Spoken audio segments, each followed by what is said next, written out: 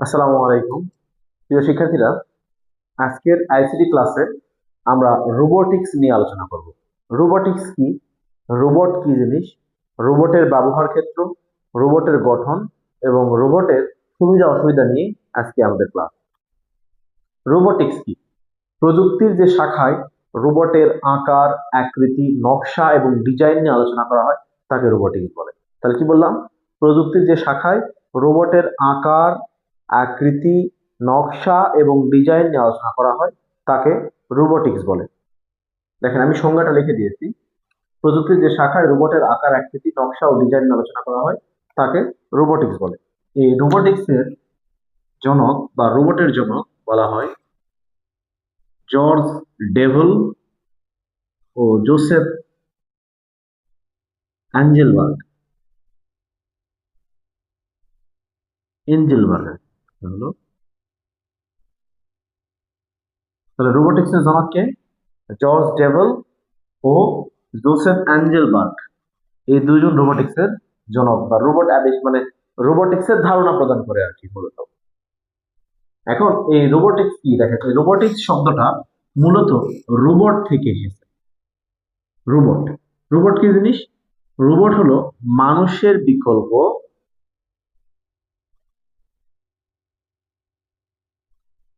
মানব যন্ত্র বা মানুষের বিকল্প যন্ত্র অথবা মানব যন্ত্র বলা হয়।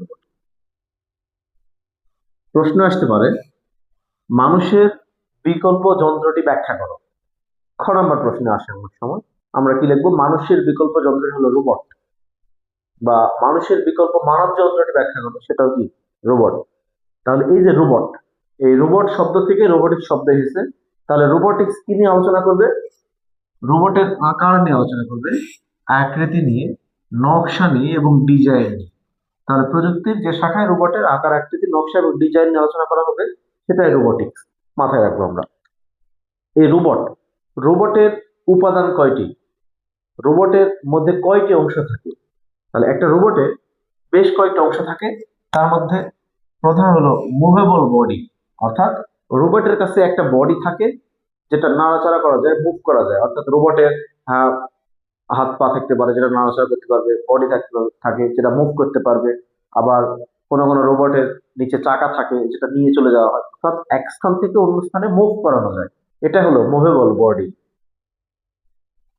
তারপর আরেকটা টপিক আছে, রোবটের যেটা অংশ সেটা হলো অ্যাকচুয়েটর। এই অ্যাকচুয়েটরটা কি? এই অ্যাকচুয়েটরের সংজ্ঞা অনেক সময় আমাদের পরীক্ষায় আসে। অ্যাকচুয়েটর কি বা অ্যাকচুয়েটর কাকে বলে? তা আমরা লিখবো, অ্যাকচুয়েটর হলো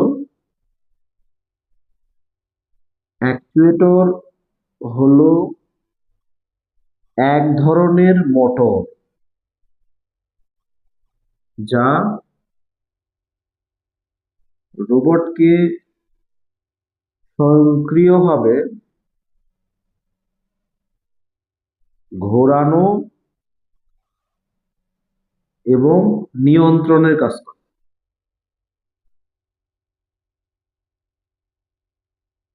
তাহলে অ্যাকচুয়েটর কি? অ্যাকচুয়েটর হলো এক ধরনের মোটর যা রোবটকে স্বয়ংক্রিয়ভাবে ঘোরানো এবং নিয়ন্ত্রণে কাজ করে। কেউ যদি লেখে এরকম, অ্যাকচুয়েটর হলো এক ধরনের মোটর যা রোবটকে স্বয়ংক্রিয়ভাবে ঘোরানো কাজে ব্যবহার করা হয়, সেটাও হবে। বা এভাবে লিখতে পারি আমরা, রোবটকে স্বয়ংক্রিয়ভাবে ঘোরানো ও নিয়ন্ত্রণের কাজে যেটা ব্যবহার করা হয়, যে মোটর ব্যবহার করা হয় তাকে অ্যাকচুয়েটর বলে। তবে এই সংজ্ঞাটাই সবচেয়ে ভালো। অ্যাকচুয়েটর হলো এক ধরনের মোটর যা রোবটকে স্বয়ংক্রিয়ভাবে ঘোরানো এবং নিয়ন্ত্রণের কাজে ব্যবহার করা হয় বা নিয়ন্ত্রণে কাজ করে থাকে। এখন আসেন বৈদ্যুতিক উৎস বা পাওয়ার সিস্টেম। তাহলে রোবটে কিন্তু অবশ্যই বৈদ্যুতিক উৎস বা পাওয়ার সিস্টেম থাকতে হবে। এই বৈদ্যুতিক উৎস বা পাওয়ার সিস্টেম না থাকলে কখনোই অ্যাকচুয়েটর সক্রিয় হয় না। তাহলে অ্যাকচুয়েটর চালু রাখতে হলে, অ্যাকচুয়েটর দ্বারা কাজ করে নিতে হলে অবশ্যই কি লাগবে? বৈদ্যুতিক উৎস বা বৈদ্যুতিক পাওয়ার সিস্টেম দরকার রোবটিক্সের। তাহলে রোবটিক্সে কি কি থাকে? একটা রোবটের মধ্যে কি কি উপাদান থাকে, কয় কি অংশ থাকে? মুভেবল বডি, অ্যাকচুয়েটর, বৈদ্যুতিক উৎস বা পাওয়ার সিস্টেম। তারপরে থাকে ইলেকট্রনিক সার্কিট। অ্যাকচুয়েটরটা সম্পূর্ণ ইলেকট্রনিক সার্কিট দিয়েই তৈরি। সকল ধরনের ইলেকট্রনিক সার্কিট দিয়ে এই অ্যাকচুয়েটরটা তৈরি করা আছে। তাহলে রোবোটিক্সে অ্যাকচুয়েটরের মধ্যে কি থাকে? ইলেকট্রনিক সার্কিট থাকে। তারপর দেখেন অনুভূতি। এই রোবটের আরেকটি গুরুত্বপূর্ণ অংশ হলো, আরেকটি গুরুত্বপূর্ণ উপাদান হলো অনুভূতি। রোবটের কিন্তু অনুভূতিও আছে। কোনটা আনন্দ কোনটা বেদনা এটা বোঝার মতো ক্ষমতা রোবটের আছে। তারপর দেখেন পরিবর্তনযোগ্যতা। পরিবর্তনযোগ্যতা কি? অর্থাৎ রোবোটিক্স এর আর একটা গুরুত্বপূর্ণ অংশ হলো পরিবর্তনযোগ্যতা। একটা রোবটের যদি কোনো কারণে একটা হাত নষ্ট হয়ে যায়, তাহলে সেই হাতটা পরিবর্তন করা যায়। কোনো একটা সার্কিট নষ্ট হয়ে গেলে সেই সার্কিটটা পরিবর্তনযোগ্য। কোনো একটা মোটর নষ্ট হয়ে গেলে সে মোটরটা পরিবর্তনযোগ্য। এটা হলো রোবটের পরিবর্তনযোগ্যতা। তাহলে রোবোটিক্সকে আমরা বিভিন্ন অংশে বিভক্ত করলে যা যা পাবো তার মধ্যে এক নাম্বার হলো মুভেবল বডি। এই মুভেবল বডি পাবো, যেটা রোবটকে এক স্থান থেকে অন্য স্থানে নিয়ে যাবে, রোবটকে নাড়াচাড়া করতে বা মুভ করতে ব্যবহার করা হয়। দুই নাম্বার আছে অ্যাকচুয়েটর, যেটা রোবটকে স্বয়ংক্রিয়ভাবে ঘোরানোর ক্ষেত্রে ব্যবহার করা হয়, রোবটকে নিয়ন্ত্রণ করার ক্ষেত্রে ব্যবহার করা হয়। তারপর আছে বৈদ্যুতিক উৎস বা পাওয়ার সিস্টেম, যা অ্যাকচুয়েটরকে সচল করে, সচল রাখে। আর ইলেকট্রনিক সার্কিট, এই ইলেকট্রনিক সার্কিট দ্বারা অ্যাকচুয়েটর এবং অন্যান্য রোবটের যে অংশগুলো সেগুলো তৈরি করা হয়। এবং রোবটের অবশ্যই অনুভূতি থাকবে। আপনাদের মনে হতে পারে রোবটের আবার অনুভূতি থাকে। দেখেন, অবাস্তব হলেও আমরা কিন্তু একটা মুভি দেখছি রোবট 2.0 বা রোবট। এই মুভিতে কিন্তু রোবটের কিন্তু অনুভূতি ছিল। মানে রোবটের বর্তমানে যে রোবট গুলো তৈরি করা হয় সেই রোবট গুলার অনুভূতি আছে, অনুভূতি শক্তি আছে। তারপর দেখেন পরিবর্তনযোগ্যতা। তাহলে রোবটের কোনো অংশ নষ্ট হয়ে গেলে, রোবটের ফুল বডির মধ্যে কোনো অংশ নষ্ট হয়ে গেলে সেটা পরিবর্তন করা যায়। এটা হলো রোবটের পরিবর্তনযোগ্যতা। তাহলে রোবোটিক্স কি আমরা সংক্ষেপে আলোচনা করলাম। প্রযুক্তির যে শাখায় রোবটের আকার আকৃতি নকশা ডিজাইন আলোচনা করা হয় তাকে রোবোটিক্স বলে। আর একটা রোবটের যে অংশগুলো, শরীরের বিভিন্ন অংশ বা বিভিন্ন উপাদান, সেটা নিয়ে আমরা আলোচনা করলাম। এখন আসি এই রোবোটিক্স বা রোবট কোন কোন ক্ষেত্রে ব্যবহার করা হয়, কোন কোন কাজে ব্যবহার করা হয়। মাথায় রাখবেন, এক নাম্বার, রোবট ব্যবহার করা হয় মানুষের বিকল্প যন্ত্র হিসেবে। মানুষের বিকল্প যত কাজ আছে সব কাজে রোবট ব্যবহার করা যেতে পারে। তাহলে সবচেয়ে বেশি ব্যবহার করা হয় বিপজ্জনক কাজে। যে কাজটা মানুষের জন্য বিপজ্জনক সেই কাজে মানুষের পরিবর্তে রোবট ব্যবহার করা হয়। বিভিন্ন ঝুঁকিপূর্ণ কাজে, মানুষের জন্য যেটা ঝুঁকিপূর্ণ, ঝুঁকিপূর্ণ এরিয়া, ঝুঁকিপূর্ণ এলাকাতে মানুষের বিকল্প হিসেবে রোবট ব্যবহার করা হয়। বিভিন্ন উদ্ধার কাজে রোবট ব্যবহার করা হয়। কোনো একটা অ্যাক্সিডেন্ট ঘটলে সেই উদ্ধার কাজে মানুষের বিকল্প হিসেবে রোবট ব্যবহার করা হয়। এতে জানমালের ক্ষতির সম্ভাবনা কম থাকে। এই রোবোটিক্স দ্বারা সাধারণত সেনাবাহিনী সাহায্যকারী হিসেবে ব্যবহার করা হয়ে থাকে। সেনাবাহিনীতে গুলি চালানোর ক্ষেত্রে, বোমা নিষ্ক্রিয় করার ক্ষেত্রে এই রোবট ব্যবহার করা হয়। মেইল ডেলিভারির ক্ষেত্রে রোবট ব্যবহার করা হয়। মেইল ডেলিভারি মানে ডাক পিয়ন যেরকম চিঠি দিয়ে যায়, এই চিঠি ডেলিভারি করার জন্য, মেইল ডেলিভারি করার জন্য উন্নত বিশ্বে বড় বড় মাল্টিন্যাশনাল কোম্পানিতে রোবট ব্যবহার করা হয়ে থাকে মানুষের বিকল্প হিসেবে। এখন বর্তমানে ঘরোয়া কাজেও রোবট ব্যবহার করা হয়। ঘরোয়া কাজগুলো যেমন ঘরবাড়ি পরিষ্কার করা, গৃহস্থালির কাজ, রান্না বান্না করা, খাবার পরিবেশন করা, কথা বলা, এই সব কাজেই রোবট ব্যবহার করা হয়। আবার বর্তমানে পুলিশের সাহায্যকারী হিসেবে বিভিন্ন জিম্মি উদ্ধার করতে, গুলি চালানোর ক্ষেত্রে রোবট ব্যবহার করা হয়। বোমা নিষ্ক্রিয় করার ক্ষেত্রে রোবট ব্যবহার করা হয়। তাহলে এই যে রোবটের সার্বিক কার্যক্রম, আর একটা গুরুত্বপূর্ণ বিষয় আছে, সেটা হলো উৎপাদন কাজে বা ম্যানুফ্যাকচারিং কাজে রোবট ব্যবহার করা হয়ে থাকে। বিভিন্ন কলকারখানায় এখন মানুষের পরিবর্তে রোবট ব্যবহার করা হয়। রোবট সূক্ষ্মভাবে কাজ করে থাকে। মনে রাখবেন যে একটা রোবট শুধুমাত্র স্বয়ংক্রিয়ভাবে নিজে কাজ করলেই সেটা রোবট হবে না। মানে একটা ডিভাইস বা একটা যন্ত্র স্বয়ংক্রিয়ভাবে কাজ করলেই সেটা রোবট হবে না। রোবট হতে হলে অবশ্যই কয়েকটি কয়েকটি পদক্ষেপ, মানে একটা কয়েকটি বিষয় রোবটের মধ্যে অন্তর্ভুক্ত হতে হবে। মুভেবল বডি থাকবে, অ্যাক্টুয়েটর থাকবে, রোবটের মধ্যে অনুভূতি থাকবে, রোবটের মধ্যে ফিলিংস থাকবে, ঠিক আছে, বিভিন্ন সেন্সিং থাকবে। এই জিনিসগুলো না থাকলে সেটা কখনোই রোবট হবে না। আর রোবট মানুষের বিকল্প একটা যন্ত্র, যা এআই নির্ভর বা কৃত্রিম বুদ্ধিমত্তা নির্ভর।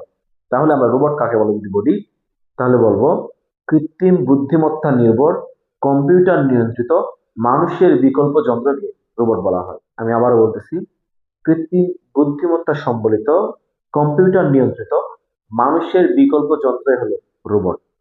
তাহলে এই রোবটের আবিষ্কারক বা রোবোটিক্স এর ধারণা দেন জর্জ ডেভল এবং জোসেফ অ্যাঞ্জেলবার্গ। এখন আমরা জানবো এই রোবটের সুফল কুফল কি। আপনারা কিন্তু অনায়াসে বুঝতে পারবেন যে রোবটের সুফলগুলো কি। সাধারণত মানুষের বিকল্প হিসেবে যে ঝুঁকিপূর্ণ কাজে যে কাজগুলোতে ব্যবহার করা হচ্ছে, এই কাজগুলোতে রোবট ব্যবহারের ফলে মানুষের জীবনের ঝুঁকিটা কমে আসতেছে, জানমালের ক্ষয়ক্ষতি কম হচ্ছে। আর রোবটের ব্যবহারের ফলে একটা কাজ খুব সূক্ষ্মভাবে সহজেই সম্পাদন করা সম্ভব হচ্ছে। রোবোটিক্সের যেমন সুবিধা আছে, তেমন কিছু অসুবিধাও আছে। এই অসুবিধার মধ্যে এক নাম্বার অসুবিধা হলো মানুষ কাজের পরিবেশ হারাচ্ছে, অর্থাৎ কাজ হারাচ্ছে, কর্মহীন হয়ে পড়তেছে। একটা মানুষের কাজ রোবট যখন করে ফেলতেছে, মানে কয়েকটা মানুষের কাজ যখন রোবট একা করে ফেলতেছে, তখন মানুষ কর্মহীন হয়ে পড়তেছে। একটা মানুষ যখন কাজ করে, সে কাজ করতে করতে ক্লান্ত হয়ে পড়ে, কিন্তু রোবট ক্লান্তিহীন ভাবে কাজ করতে পারে। যার কারণে মানুষ উৎপাদন কাজে মানুষের বিকল্প হিসেবে, শ্রমিকের বিকল্প হিসেবে রোবট ব্যবহার করতেছে। এই রোবট ব্যবহার করার ফলে মানুষ তার কর্মসংস্থান হারিয়ে ফেলতেছে। রোবটের আরেকটি অসুবিধা হলো রোবট ব্যয়বহুল এবং দাম অনেক বেশি, বা চড়া দাম, ব্যয়বহুল।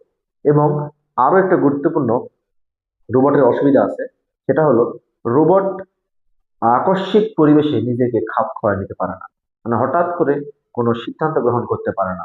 রোবট হলো একটা প্রোগ্রামকৃত, কম্পিউটার নিয়ন্ত্রিত মানব যন্ত্র, বা যা পূর্ব থেকেই প্রোগ্রাম দেওয়া থাকে, সে অনুযায়ী রোবট কাজ করে। আকস্মিক পরিবেশে হঠাৎ কোন সিচুয়েশনে রোবট কাজ করতে পারে না। তাহলে এই ছিল আমাদের রোবোটিক্স নিয়ে সংক্ষিপ্ত আলোচনা। আমি এখান থেকে গুরুত্বপূর্ণ তিনটা সংজ্ঞা আমি আপনাদের আবার বলে দিচ্ছি। সেটা হলো রোবোটিক্স কি, পরীক্ষা আসে রোবোটিক্স কি, রোবোটিক্স কি, পরীক্ষা আসে। রোবট কি, অ্যাকচুয়েটর কি। তাহলে এই প্রশ্নগুলো পরীক্ষায় আসে। ক নাম্বার প্রশ্ন, রোবট কি। তাহলে আমরা জানি প্রযুক্তির যে শাখায় রোবটের আকার, আকৃতি, নকশা, ডিজাইন নিয়ে আলোচনা করা হয় তাকে রোবোটিক্স বলে। রোবট কি? রোবট হলো কম্পিউটার নিয়ন্ত্রিত, এআই নিয়ন্ত্রিত মানুষের বিকল্প যন্ত্র, বা কৃত্রিম বুদ্ধিমত্তা সম্মিলিত কম্পিউটার নিয়ন্ত্রিত মানুষের বিকল্প যন্ত্রই হলো রোবট। তারপরে দেখেন অ্যাকচুয়েটর কি। অ্যাকচুয়েটর হলো এমন এক ধরনের মোটর যা রোবটকে স্বয়ংক্রিয়ভাবে ঘোরানো এবং নিয়ন্ত্রণের কাজে ব্যবহার করা হয়। তাহলে এই অধ্যায়ের গুরুত্বপূর্ণ, মানে এই টপিকের গুরুত্বপূর্ণ তিনটা ক নাম্বার প্রশ্ন, এটা আমরা একটু আয়ত্ত করে নিব। যদি এই সংজ্ঞাগুলো আপনাদের ভালো না লাগে, আপনারা আপনাদের পাঠ্য বই থেকে করে নিতে পারবেন। তো সবাই ভালো থাকবেন, সুস্থ থাকবেন। দেখা হবে পরবর্তী ক্লাসে। আসসালামু আলাইকুম।